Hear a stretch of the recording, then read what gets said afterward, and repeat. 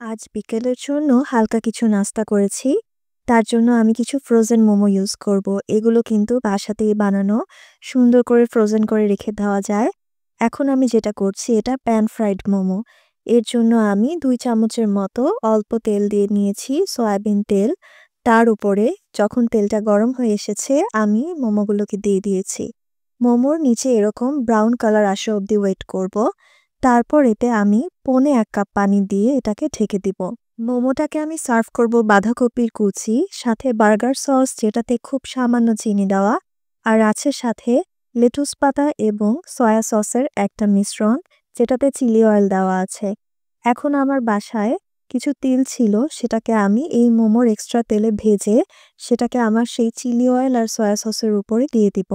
চুলাটা কিন্তু বন্ধ, প্যান অলরেডি গরম। আর এখন আমি এটাকে কিভাবে সার্ভ করছি তা দেখাবো। একটা লেটুসের উপরে মোমো দিয়ে ২ টা সস পরিমাণ মতো দিয়ে উপরে দিয়ে দিব বাঁধাকপির কুচি। এটা কিন্তু কাঁচা বাঁধাকপি, বাঁধাকপির ভেতরের অংশটা। যারা সালাদ প্রেমী তাদের এটা ভীষণ ভালো লাগবে।